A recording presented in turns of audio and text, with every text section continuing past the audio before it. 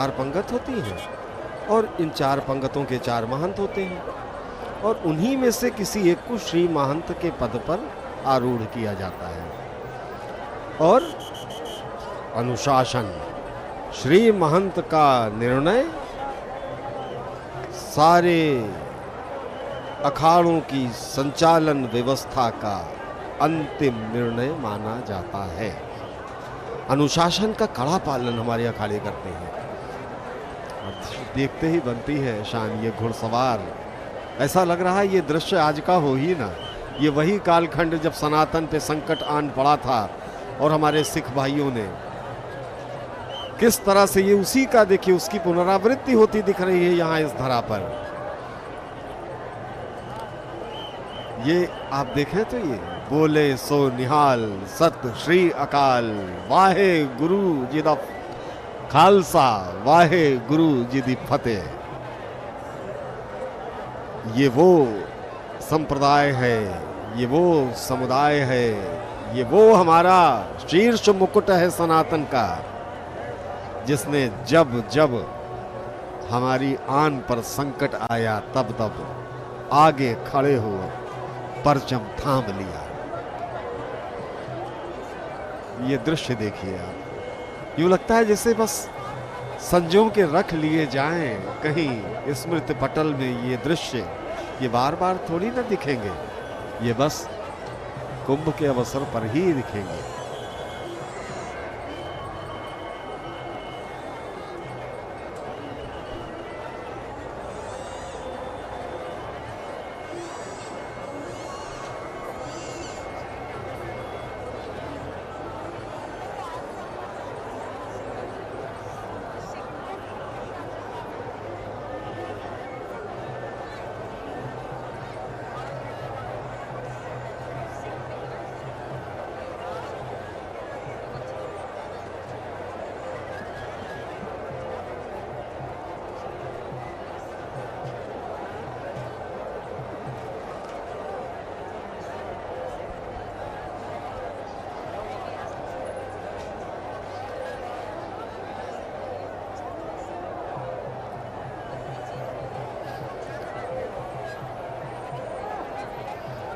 सवा लाख से एक लड़ाऊं तब गुरु गोविंद सिंह कहलाऊं। ये उस परंपरा के वाहक हैं, सनातन के ये वो योद्धा हैं जिन्होंने सनातन को कभी झुकने नहीं दिया। अनेक कष्ट यातनाएं सही हैं इस समुदाय के शीर्षस्थ लोगों ने, किंतु आंच नहीं आने दी, किसी भी स्थिति परिस्थिति में आंच नहीं आने दी भारतीय संस्कृति सनातन सभ्यता पर।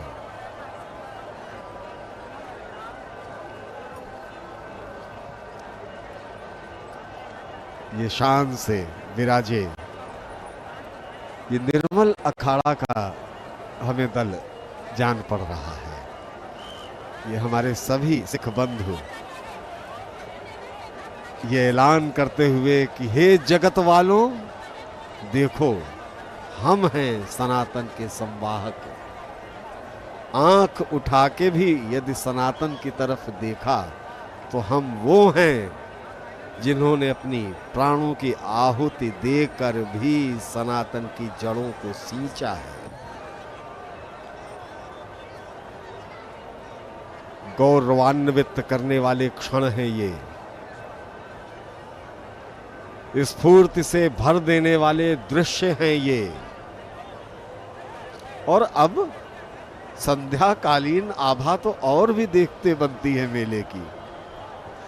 जगमगाती सी रोशनी और मां गंगा में पड़ते उनके प्रतिबिंब, दूर कहीं उस छोर तक जाने का प्रयास करते हुए।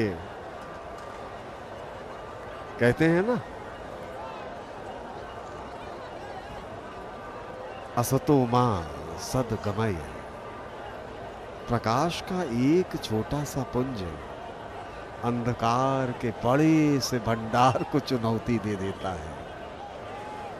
साम्राज्य गया तुम्हारा, लो में जला, आया प्रकाशित हुआ। कितना भी सघन तुमने क्यों ना आच्छादित कर रखा हो अपने साम्राज्य को, किंतु हमारा उदय होना ही तुम्हारे नाश का क्रम होगा। ये संदेश देता है एक छोटा सा दीपक। और देखिए व्यवस्था, 7 चरण की सुरक्षा व्यवस्था इस बार के कुंभ मेले में विशेष रूप से निर्धारित की गई है, और उसी सुरक्षा व्यवस्था की श्रेणी में हमारे ये धर्माचार्य भी आते हैं। तो विशेष रूप से इनके लिए भी सुरक्षा के प्रबंध। भाई देखिए, ये तो कलयुग का काल है, तो द्वापर सतयुग त्रेता हर कालखंड में कहीं ना कहीं अगर देवता थे तो राक्षस भी तो थे। तो राक्षस आज भले ना हो, किंतु प्रवृत्तियां कभी कभी परिलक्षित हो जाती हैं।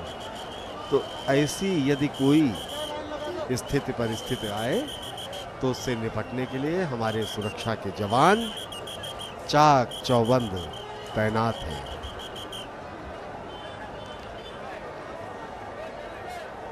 हमारे सिख योद्धा, घुड़सवार योद्धा हाथों में भाला लिए शिवाजी के प्रतीक मान जान पड़ते हैं। यहाँ ऐसा लगता है वही कालखंड हो, वैसा ही परिदृश्य यहाँ उपस्थित हो रहा है। किंतु ये न वो कालखंड है न वो स्थान है। कहाँ पुनरावृत्ति हो रही है? तीर्थराज प्रयाग के त्रिवेणी तट पर। क्यों हो रही है? महाकुंभ का पर्व है। इस बार महाकुंभ की टैगलाइन क्या दी गई? बहुत खूबसूरत है। जगह जगह वो बैनर लगे हैं, जब देखते हैं तो वाकई मन भर कि क्या बात है। कुंभ पर्व सनातन गर्व। तो ये जय घोष है सनातन का। ये सनातन का वो आग्रह है कि हमें जानो, हमें समझो, हमारा अध्ययन करो। हमारे पास वो शक्ति न हो, शक्ति की बात तो हम करते ही नहीं हैं। हम तो सदा सामंजस्य की बात करते हैं, सामर्थ्य की बात होनी चाहिए। अकेली संस्कृत विश्व की वो हम हैं। सनातन संस्कृत के पास ही वो सारे निदान उपलब्ध हैं जिनसे आज विश्व दो चार है। तो सामर्थ्य हमारी पहचानो, और यदि कहीं किसी भी रूप में हमारा सिद्धांत, हमारा दर्शन, हमारा चिंतन आत्मसात करते हो तो निश्चय ही हमारा भी कल्याण है, तुम्हारा भी कल्याण है, और विश्व का कल्याण है। विश्व कल्याण की कामना के साथ चलते ये हमारे सनातन के सिपाही अस्त्र शस्त्र दोनों में पारंगत हैं। जहां आवश्यकता होगी शास्त्र के द्वारा हम उत्तर देंगे, किंतु जहां अपरिहार्य हो जाएगा तो अस्त्र का भी प्रयोग हम करेंगे। ये संदेश देते हैं हमारे ये सारे अखाड़े।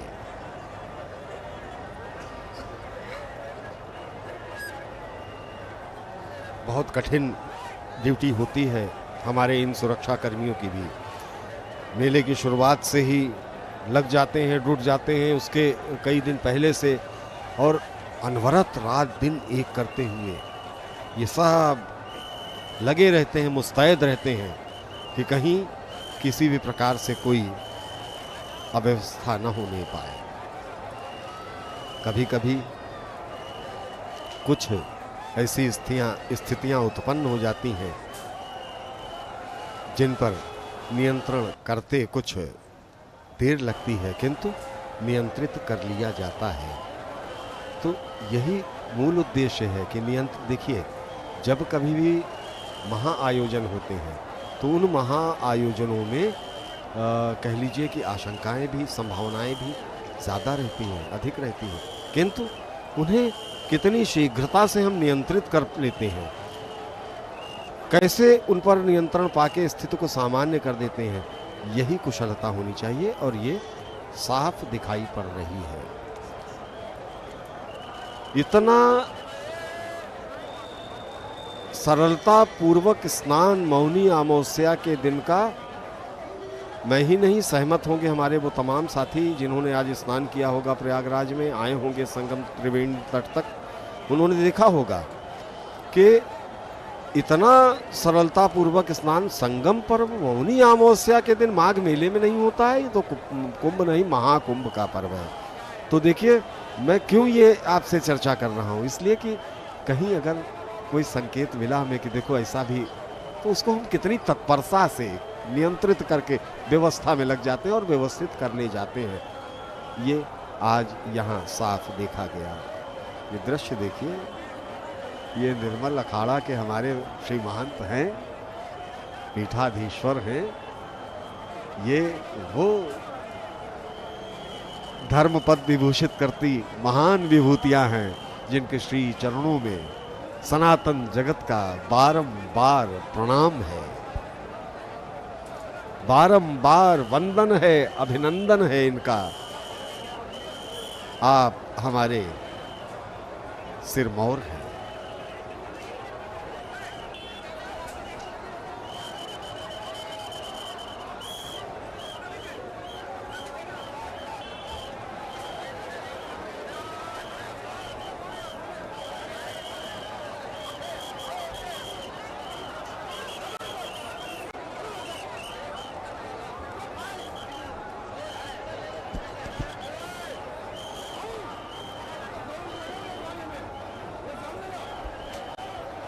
विशेष रूप से एक और चर्चा हमारी आपसे आई थी आदरणीय, कि भोलेनाथ और महादेव के प्रसंगों में ये प्रश्न भी आया था। ये कहते हैं ना, त्रिवेणी तट पे बसा। त्रिवेणी क्या? गंगा यमुना, यत्र गंगा च यमुना, यत्र गंगा च यमुना तत्र सरस्वती। ये अपने आप में सारी स्थिति स्पष्ट करने के लिए पर्याप्त है। गंगा और यमुना दिखती हैं, किंतु कहते हैं कि भाई सरस्वती क्या है, विलुप्त हो गई। तो ये किसी भी दृश्य को देखने का आयाम होता है। हम कैसे, किस दृष्टि से किस दृश्य को देख रहे हैं, उसका आकलन कर रहे हैं, ये इस पर निर्भर करता है। तो मेरा मानना अपना जो है, और मेरा ही नहीं मानना है, ये हमसे पहले भी बहुत श्रेष्ठ लोगों ने ये बातें कही हैं कि गंगा और यमुना तो ये नदियां हैं, भौतिक चक्षुओं से देखी जा सकती हैं, किंतु सरस्वती हम नहीं जानते यहाँ कभी बहती थी कि नहीं बहती थी। हम नहीं जानते कि वो कहाँ विलुप्त हुई। हम नहीं जानते कि उनका अस्तित्व था भी कि नहीं था, किंतु हम जानते हैं कि यहाँ सरस्वती की धारा अवश्य प्रवाहित होती है। लेकिन कब? मेरा अपना ये मानना है, मेरा अपना शोध है कि गंगा यमुना का संगम प्रयागराज में वर्ष पर्यंत है, किंतु त्रिवेणी तट ये होता है माघ के महीने में, विशेष रूप से कुंभ के महीने में। क्यों? प्रश्न उठेगा कैसे?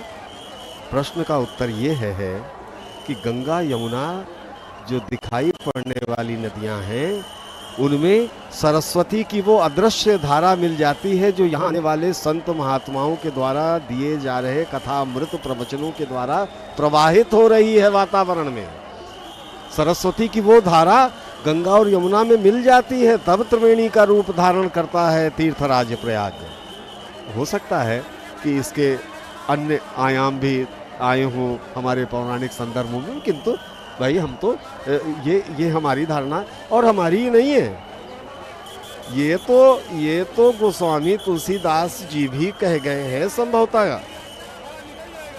ये जो है हमें जहाँ तक याद पड़ रहा है, भाई गोस्वामी जी ने तो प्रयाग के बारे में काफी कुछ कहा। को कही सकई प्रयाग प्रभाऊ, कलुष पुंज कुंजर मृगराऊ, अस तीरथपति देख सुहावा, सुख सागर रघुबर सुख पावा।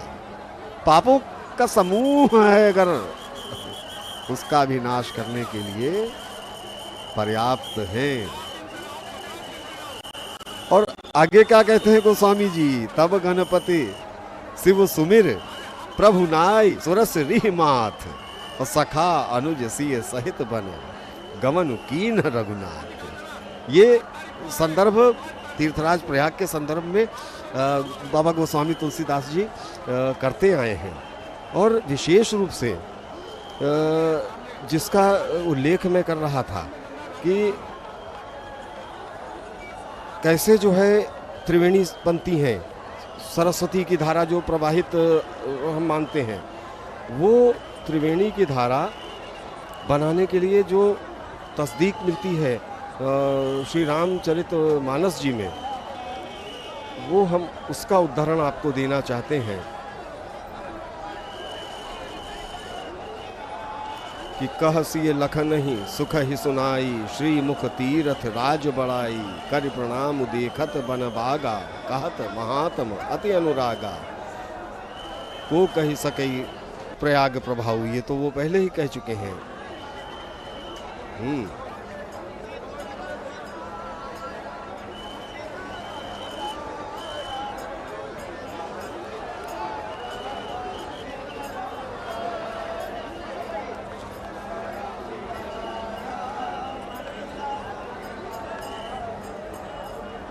ये चौपाई अभी स्मरण नहीं कर पा रहा हूँ मैं। कभी कभी आज मौनी अमावस्या का दिन है ना, तो बीच बीच में मौन साधना कर लेनी चाहिए। अपने दर्शकों को दृश्यों के साथ भी छोड़ देना चाहिए। तो वो साधना मैं इस समय कर रहा हूँ उस चौपाई का स्मरण करने में कि वो चौपाई है। गोस्वामी तुलसीदास जी ने इस बात की तस्दीक की है, जो पक्ष मैं उजागर करना चाहता हूँ कि मात्र माघ माह में त्रिवेणी तभी, चूंकि यहाँ संत महात्मा ऋषि मुनि की परंपरा तो अनादिकाल से चली आ रही है। तो जब जब वो त्रिवेणी तट पर आते थे, कब आते थे? माघ महीने में ही आते थे। बाकी वर्ष पर्यंत स्नान ध्यान के लिए आवे, किंतु यहाँ रहने, कथा वाचने इत्यादि ये वचनामृत देने नहीं आते थे, या फिर कुंभ में आते हैं। तो माघ में वो जो वातावरण में प्रवाहित सरस्वती की धारा है, उनके ज्ञान पुंज की, वो धारा मिलकर के गंगा यमुना सरस्वती त्रिवेणी का निर्माण करती है। यहाँ देखिए, इस अखाड़े के साथ महिलाएं भी, शिव के साथ शक्ति का तो संयोग हमारी सनातन सभ्यता का आधार बिंदु है। कहाँ कल्पना है? जहाँ शक्ति नहीं है वहाँ शिव का अस्तित्व होते हुए भी निरर्थक पुनः पुनः जन्म लेना पड़ता है गौरा को। क्यों? क्योंकि अगर गौरा नहीं है तो महादेव करेंगे क्या? महादेव के अस्तित्व का औचित्य क्या?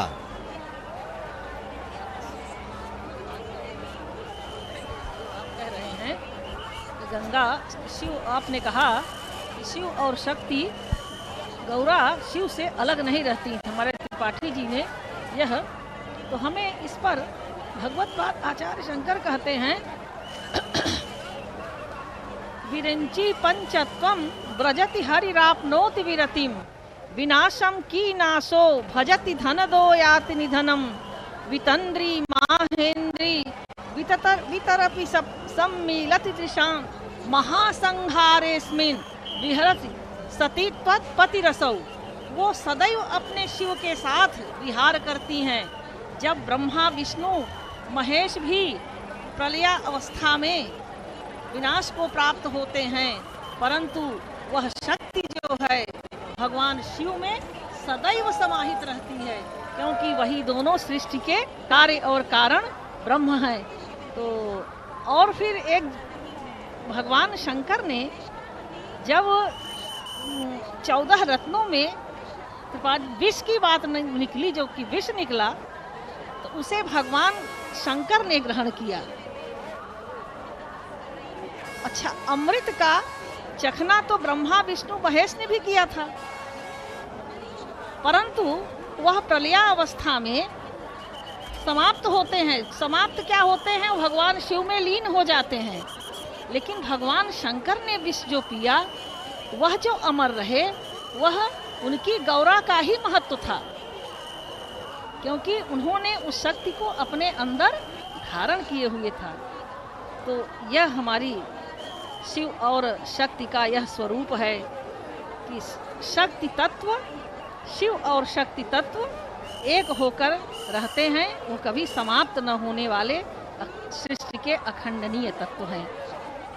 तो ये हमारा, अब हम हमारे साधु, हम लोगों का जो दर्शन इस समय हमारे साधु संतों संत समाज का जो गंगा के तट पर हम दर्शन कर रहे हैं, इनसे हम भी पवित्र हो रहे हैं। हमारे सन्यासियों ने, हमारे इन संतों ने हमारी भारतीय संस्कृति के सुरक्षा में किस तरह से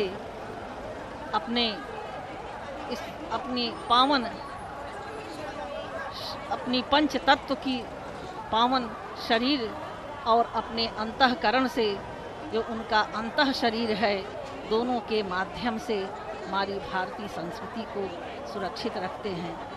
प्रयाग का यही तो अद्भुत महत्व है, यही रहस्य है, जहाँ हर धर्म तो एक ही है, हर धर्म को अपनाने वाले अपने अपने भाव के अनुकूल हो जाते हैं और वह इस तट पर अनेक भाव लेकर के स्नान करते हैं। लेकिन जब तक इन हमारे संतों का स्नान नहीं होता, स्नान पूरित नहीं होता।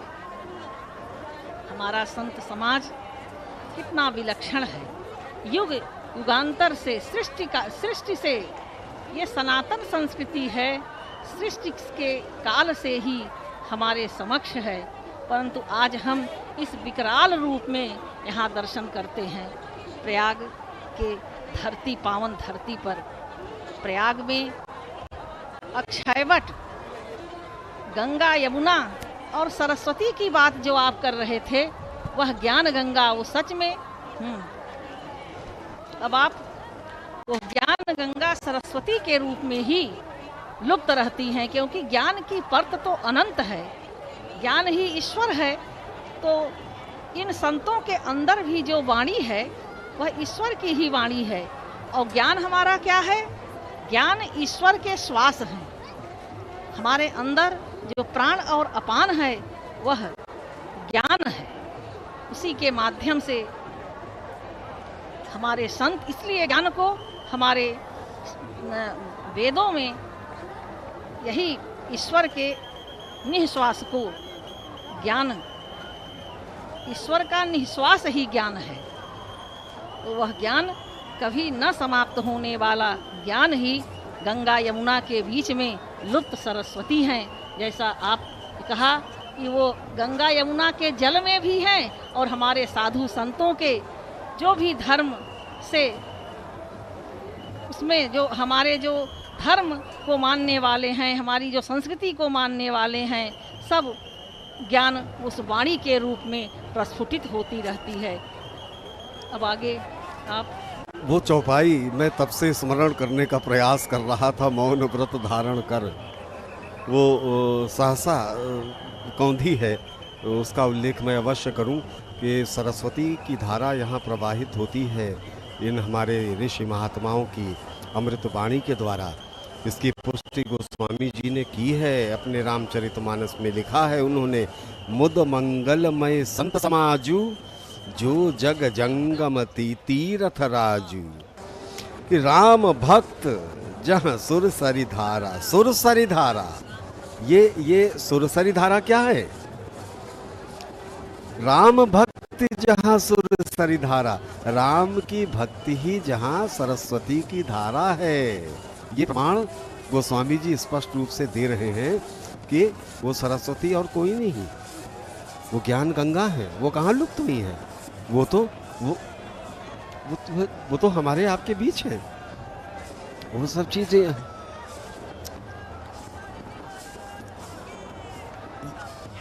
यही संदर्भ इतनी देर से दे रहा हूँ, यही बताने का प्रयास कर रहा हूँ, यही आयाम स्थापित करने की चेष्टा कर रहा हूँ कि निश्चय ही मेरा अपना भी ये मानना है और गोस्वामी जी के द्वारा इसकी पुष्टि भी होती है। विधि निषेधमय कलिमल हरणी कर्म कथा रविनंदनी वरणी, हरिहर कथा विराजति बेनी सुनत सकल मुद मंगल विदेनी। तीर्थराज प्रयाग का संत समाज आनंद मंगल से परिपूर्ण है। वो स्वतः एक अपने आप में सिद्ध ब्रह्म है।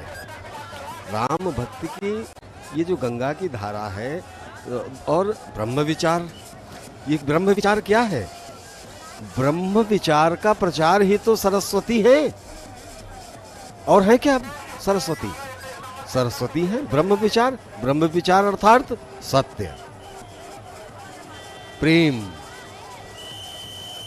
ये ब्रह्म विचार क्या है? यही इनका प्रचार, इनका प्रसार और इनका संरक्षण, यही सरस्वती का कार्य है, यही है सरस्वती। तो स्पष्ट रूप से वो कह दे रहे हैं, बता दे रहे हैं वही। और विधि तथा निषेध रूपी जो कर्मकांड की कथा है, कलिकाल के पापों को हरने वाली, वही सूर्यपुत्री यमुना है यहाँ उपस्थित। कलिकाल में उनको वरदान प्राप्त है कि वो, अरे यमुना के पास तो वो शक्ति है कि यमुना ये ने यम की वो बहन है,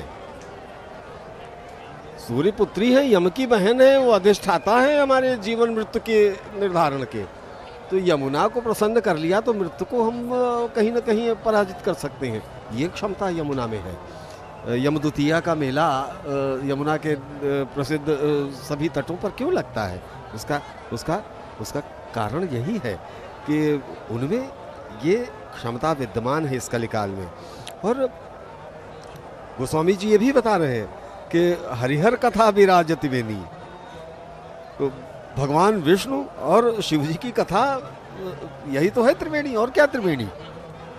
यही त्रिवेणी के रूप में सुशोभित है और ये हर प्रकार से मंगलकारी है, मंगल प्रदान करने वाली है, मंगल का भी मंगल करने वाली है। तीर्थराज प्रयाग में गंगा और यमुना का संगम, ये प्रकृति का अद्भुत संयोग है। वाल्मीकि रामायण में भी इस संदर्भ में प्रसंग आता है और उसका उल्लेख महर्षि वाल्मीकि भी करते हैं। किंतु इस समय स्क्रीन पर हमारे श्री बलदेवाचार्य जी महाराज का ये रथ दिख रहा है, जिस पर वो पूरी अपनी आभा के साथ विराजे हैं और उनके शीर्ष पर ये चमर, ये छत्र जो रखे गए, चमर जो पीछे उनके सहायक डोला रहे हैं, ये सब, ये चमर का डोलाना क्या है? ये आचार्य को अपने चमर डुला रहे हैं। ये तो भौतिक रूप से हमें दिख रहा है, किंतु इसका प्रतीकात्मक अर्थ क्या है? प्रतीकात्मक अर्थ इसका ये है कि वो धर्म पद है जिस पर ये आचार्य मुनि हमारे विराजे हैं। और ये चमर क्या है? वो प्रसंग उस श्लोक में आता है ना, वो जब गंगा और यमुना की बात आती है, उसमें क्या है, आप शुक्ल जी स्मरण करें, बड़ा अच्छा सा श्लोक है जिसमें नीलात पत्रम वटे साक्षात यत्र गंगा नहीं, हाँ, उसमें तरंग, ये क्या है? तरंग चांवर है। ये कहते हैं तीर्थराज प्रयाग की चांवर है वो तरंगे गंगा और यमुना की। वो जो यहाँ डोलती हैं तो वो क्या कर रही हैं? वो चांवर डुला रही हैं। तो धर्म पद को चांवर डुलाना एक उपक्रम प्रतीक का है। वो प्रतीक क्या है कि उसे ऐसी शक्तियों से सुरक्षित रखना है, ऐसे तत्वों से सुरक्षित रखना है जो कहीं उसका अहित कर सकते हैं, दूषित कर सकते हैं, प्रदूषित कर सकते हैं, उनको परे रखना है हमें। ऐसी स्थितियों को, ऐसी शक्तियों को, नकारात्मकता को कुल मिलाकर अपने आप से, अपने धर्म पद से हमको परे रखना है।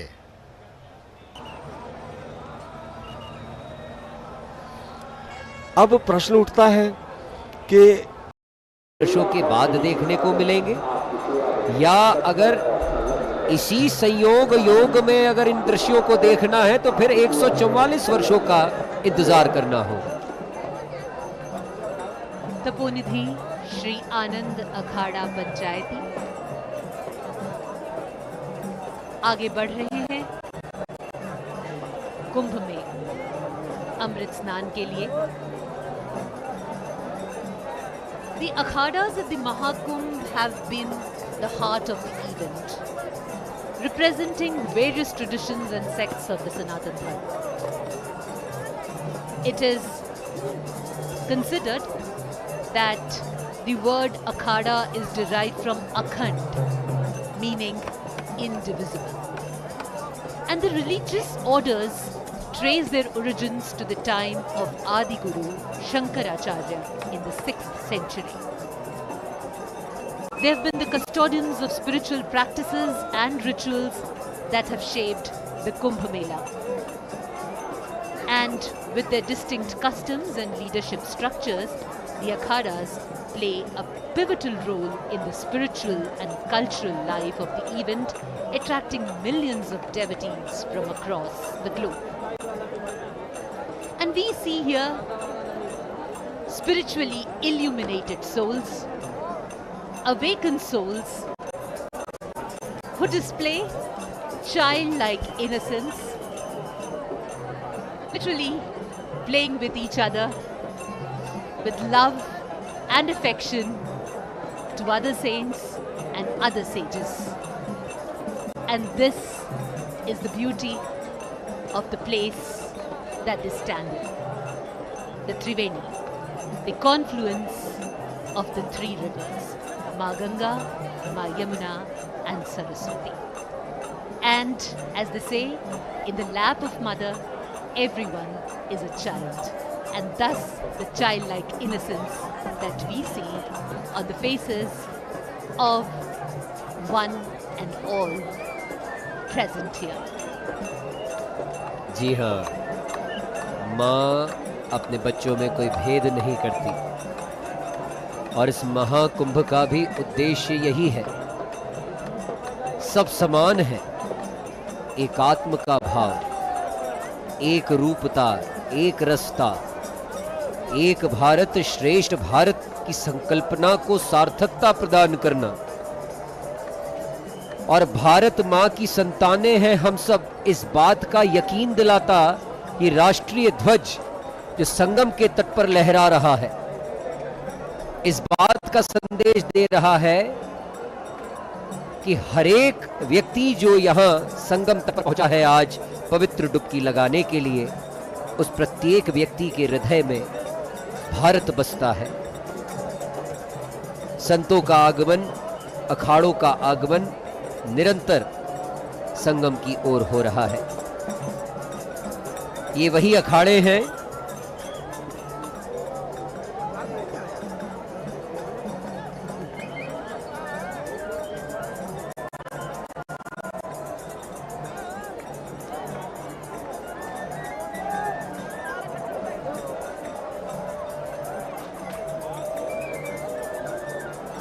ये देखिए, पुनः रजत पालकी में सवार अपने इष्ट की प्रतिमा को अपने कांधों पर लिए संगम की ओर अग्रसर होते नजर आ रहे हैं। और दूसरी ओर एक पिता अपने पुत्र को कांधों पर लिए संगम की ओर बढ़ते नजर आ रहे हैं। मुझे ऐसा लगता है सत्यप्रिया कि ये जो हमारे सन्यासी हैं, जो हमारे साधु हैं, जिन्हें अक्सर हम बाबा कहते हैं, और बाबा पिता के लिए प्रयोग में लाया गया शब्द है, तो ये भी तो हमारे पिता तुल्य है। ये सन्यासी जो धर्म की रक्षा करते हैं, जिनकी वजह से आज हम पूरी स्वतंत्रता के साथ अपने धर्म का, अपनी संस्कृति का पालन कर पा रहे हैं, ये भी तो हमारे बाबा हैं, ये भी तो हमारे पिता तुल्य है। तो जहाँ एक और एक पिता के कंधों पर सवार नन्हा सा बालक देखने को मिल रहा है, तो दूसरी ओर वयस्क बालक अपने बाबाओं के आगमन और अगुवाई की तैयारी करते नजर आ रहे हैं। ये पुलिस प्रशासन के जवान, सशस्त्र जवान अगुवाई करने के लिए, क्योंकि आज राजसी स्नान है, राजसी ठाट बाट के साथ बाबाओं का आगमन होगा, साधुओं का आगमन होगा, क्योंकि ये वो साधु हैं जिनका प्रमुख उद्देश्य समाज को धर्म और संस्कृति की गहराई से जोड़ना रहा है। इनका उद्देश्य समाज में समरसता बनाए रखना रहा है। 2025 में जो प्रयागराज में इस वक्त महाकुंभ का आयोजन हो रहा है, ये सिर्फ धार्मिक आयोजन नहीं है, न केवल श्रद्धा और आस्था का प्रतीक है, बल्कि भारत की सांस्कृतिक धरोहर को दर्शाने वाला एक अनूठा उत्सव है। और इसलिए यहाँ रंग का कोई भेद नहीं, जाति का कोई भेद नहीं, हर कोई सनातन संस्कृति का संवाहक बनना चाहता है, हर कोई सनातन का पालक है और इसलिए सनातन के महाउत्सव में, इस महायज्ञ में अपनी ओर से आहुति देना चाहता है। महाकुंभ में अखाड़े और उनकी उपस्थिति श्रद्धालुओं के लिए विशेष आकर्षण का केंद्र रही है। करोड़ों लोगों की दिव्य व्यक्तित्व मानो आध्यात्मिक ऊर्जा का संचार कर रहे हो। ये जो अखाड़े हैं, जो शनेह शनेह अब संगम की ओर अग्रसर होने लगे हैं, इस संस्कृति और सनातन धर्म के प्रतीक है। साथ ही समाज में नैतिकता और धर्म का प्रचार प्रसार करने वाले मुख्य स्तंभ भी हैं। जैसा कि अभी आपने हमारे दर्शकों को बताया कि इस अखाड़े प्रणाली की शुरुआत 8वीं शताब्दी में आदि शंकराचार्य ने की थी। क्यों की थी? आदि शंकराचार्य द्वारा स्थापित ये परंपरा समय के साथ साथ विस्तारित होती चली गई। शुरुआत में 4 अखाड़े थे, जो अब बढ़कर लगभग 13 हो गए हैं। इनका उद्देश्य न केवल धर्म की रक्षा करना है, बल्कि समाज में नैतिक मूल्यों को बनाए रखना और लोगों को आध्यात्म की ओर प्रेरित करना भी है। 13 प्रमुख अखाड़े, जिनको 3 संप्रदायों में विभाजित किया गया है। ये दृश्य बोट क्लब का है। ये सजीव दृश्य जो हम आप तक संप्रेषित कर रहे हैं दर्शकों, ये वह स्थान है जहां से आप अपनी नौका बुक कर सकते हैं और नौका के माध्यम से एक घाट से दूसरे घाट तक पहुंचा जा सकता है। बोट के जो बुकिंग चार्जेस हैं वो पूर्व निर्धारित हैं, हर घाट पर डिस्प्ले किए गए हैं ताकि जो बाहर से आने वाले पर्यटक हैं, तीर्थयात्री हैं, उन्हें किसी भी प्रकार की समस्या से जूझना न पड़े। तो जैसा कि हम बता रहे थे कि 13 अखाड़े मुख्य रूप से 3 संप्रदायों में विभाजित किए गए हैं: सन्यासी संप्रदाय, वैष्णव संप्रदाय और उदासीन संप्रदाय। अखाड़े केवल धार्मिक संगठन नहीं है, जैसा कि हम बार बार बता रहे हैं कि ये नैतिकता और अनुशासन के संवाहक भी हैं। न केवल आध्यात्मिक ज्ञान देने वाले हैं, बल्कि समाज के ज्वलंत मुद्दों पर भी मुखर होते हैं। और इस महाकुंभ मेले में, जैसे कि आप बता भी रही थी कि अलग अलग जगह धर्म सभाओं का आयोजन हो रहा है, धर्म संसद आयोजित की जा रही है, जहां धर्म से जुड़े हुए मुद्दों पर चिंतन हो रहा है। धर्म पर, संस्कृति पर जो खतरे मंडरा रहे हैं इस आधुनिक काल में, इस कलयुग में, उन खतरों पर चिंतन मनन हो रहा है। हर ओर सिर्फ एक ही क्रम जारी है: पवित्र डुबकी, सूर्य को अर्घ्य देना और दान धर्म के पुण्य कार्य करना।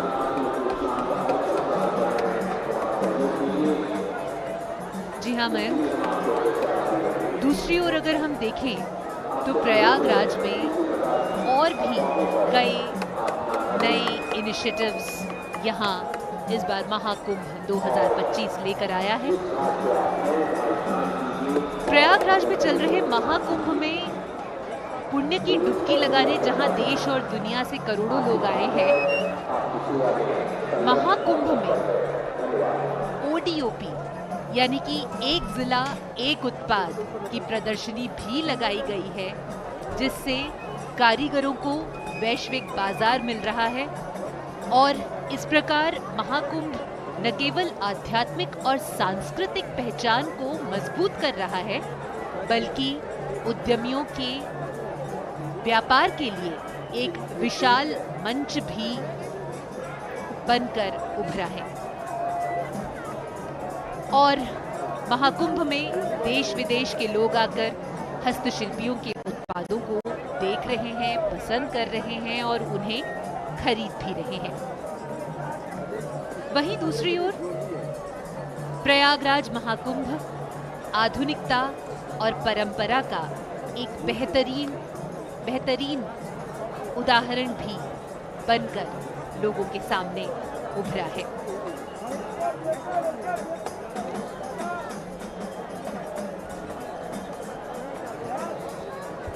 धन्यवाद सत्यप्रिया जी। अभी आप महाकुंभ के इस पवित्र क्षण का आपने देखा, सत्यप्रिया जी से सुन रहे थे। अब कुछ ही समय में संपूर्ण भारत को जिनकी प्रतीक्षा होती है, ऐसे भारतीय आध्यात्मिक चेतना को जागृत करने का विशेष योगदान है। सनातन संस्कृति के जो मूलाधार हैं, ऐसे हमारे जो 10 नामा नागा सन्यासी हैं, जो उदासीन संप्रदाय के सन्यासी हैं, जो बैरागी संप्रदाय के सन्यासी हैं, उनके लिए आज का यह जो पवित्र अवसर है, जो पवित्र काल है, वह विशेष महत्वपूर्ण होता है। हम लोग प्रारंभ से यह चर्चा करते आ रहे हैं कि कुंभ उत्सव का, कुंभ के आयोजन का जो प्रारंभ है, वह आदिकाल से है।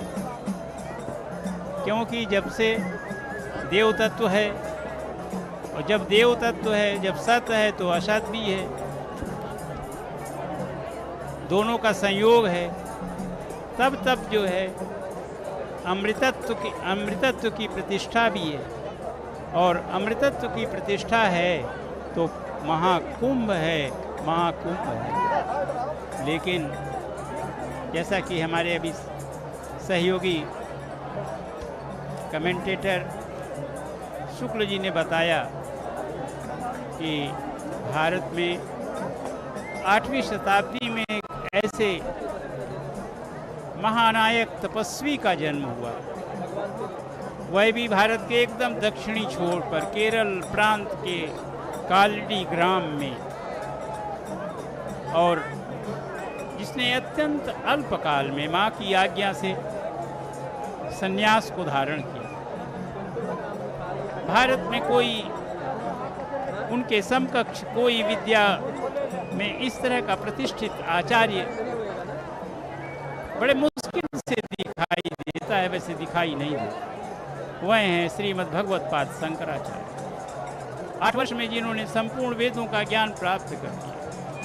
12 वर्ष में जो शास्त्र, जो एक जिसे हम कहते हैं कि जो शास्त्र की जो प्रायोगिक परंपरा है, जिस शास्त्र का जो व्याख्यान है, शास्त्र की जो उपलब्धि है, उस पर जिनका एकाधिकार हुआ, ऐसे भगवत पाद शंकराचार्य जी ने संपूर्ण भारत को एक सूत्र में बांधने के लिए, संपूर्ण भारत को एक सूत्र में बांधने का जैसे उपक्रम कुंभ के, महाकुंभ के आयोजन से है, वैसे ही संपूर्ण भारत को चतुसूत्र में, 4 सूत्रों में, चारों दिशाओं में स्थित उनके आध्यात्मिक चेतना के केंद्रों को एक सूत्र में बांधने का काम प्रारंभ किया हमारे श्रीमद् भगवत पाद शंकराचार्य। उसके साथ साथ ज्ञान की प्रतिष्ठा हुई, चारों वेदों की प्रतिष्ठा। पूर्व में उन्होंने पुरी में पूर्वामनाय के रूप में गोवर्धन पीठ की स्थापना की। पश्चिमामनाय के रूप में द्वारका में उन्होंने शारदा पीठ की स्थापना की।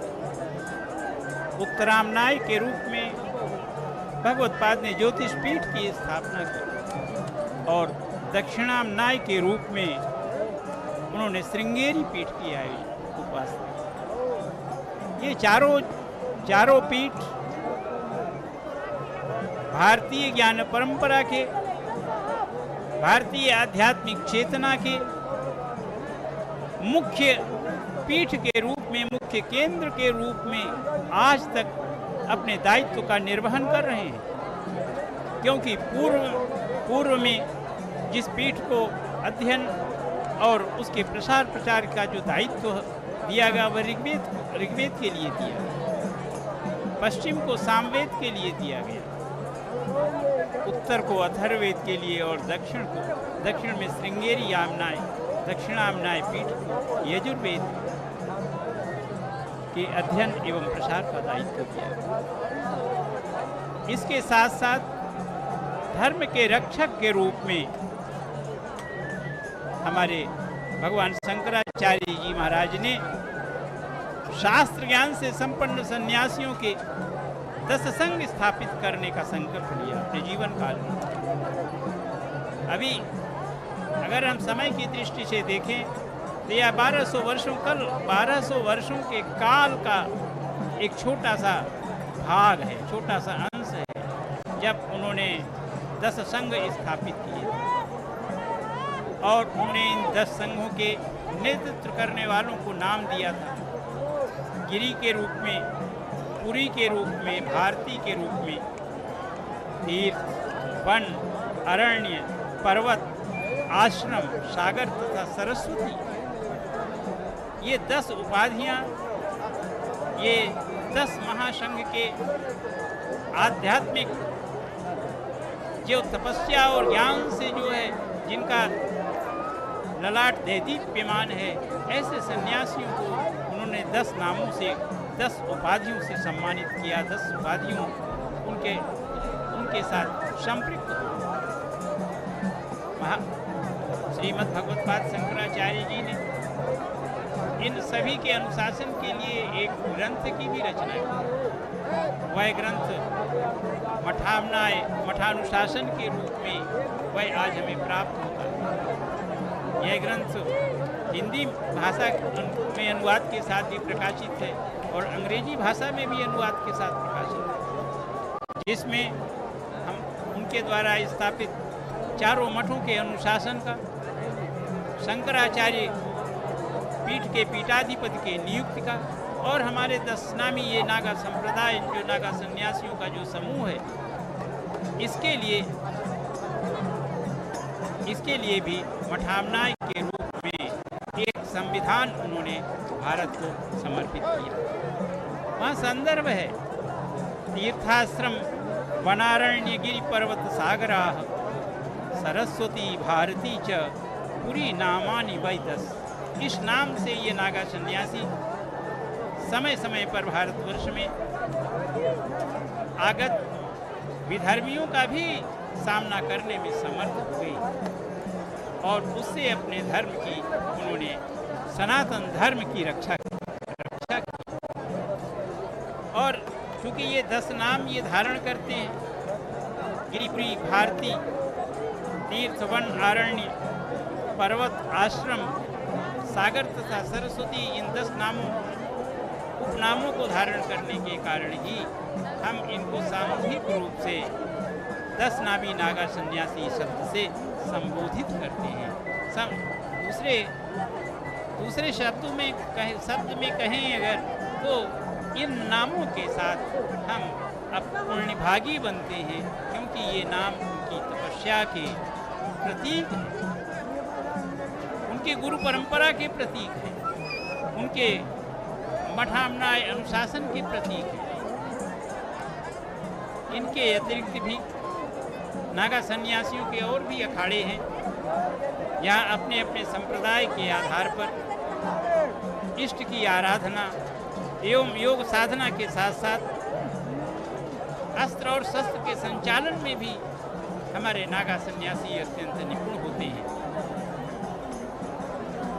जैसे प्रयाग, पुण्य सलीला, त्रिवेणी के कारण संपूर्ण विश्व में ख्याति है, वैसे ही अखाड़ों की उपस्थिति के कारण भी प्रयाग का महात्म्य है। ये सभी जो अखाड़े हैं, उनका एक अंग जो है वह प्रयाग में भी उपस्थित है। इसके साथ साथ काशी में, हरिद्वार में और अयोध्या में भी इन अखाड़ों की जो है शाखाएं हैं। अखाड़ा शब्द बहुत ही प्रेरणादायक है, क्योंकि अखाड़ा शब्द का संबंध जो है वो अखंड से है। जो हमारा देव तत्व है, जो हमारा, जब कभी आप सभी श्रद्धालुजन, जब कभी किसी के यहाँ कोई भी सपर्या के लिए जब हम उद्यत होते हैं, चाहे वो भगवान विष्णु की सपर्या का विषय हो, भगवान शिव का रुद्राभिषेक हो, गणेशांबिका का पूजन हो, कोई भी हमारे संस्कार जो हैं वो स्वस्ति वाचन के बिना पूर्ण नहीं होते। स्वस्ति वाचन में ऋग्वेद प्रथम मंडल के विश्व देवा सूक्तों का हमारे जो पुरोहित हैं, जो हमारे वैदिक हैं, वो पाठ करते हैं। उसमें जो मंत्र आता है, अंत में जो 2 मंत्र आते हैं, उसमें एक है अदितिर्द्यौर अदितिरंतरिक्षम अदितिर्माता सपिता सपुत्र विश्वे देवा अदितिर्पंच जना अदितिर्जातम जनित्वम। ये जो भगवती जो अदिति हैं, अदिति वह अखंडनीय तत्व, वह परम तत्व है, जिसका कभी खंडन नहीं किया जा सकता, जिसका कभी विनाश नहीं हो सकता है। वह जो अखंडनीय तत्व है वो अदिति है। वो वैसे ही जो अखाड़ा शब्द की जो व्युत्पत्ति है, व्युत्पत्तिजन्य अर्थ है, वह अखंड से ही उसका तत्सम अखाड़ा शब्द हमें प्राप्त हुआ है, अर्थात जिसका कभी खंडन नहीं किया। हमारी ये जो परंपरा है अखाड़ा की, ये शाश्वत परंपरा है, ये सनातन परंपरा है।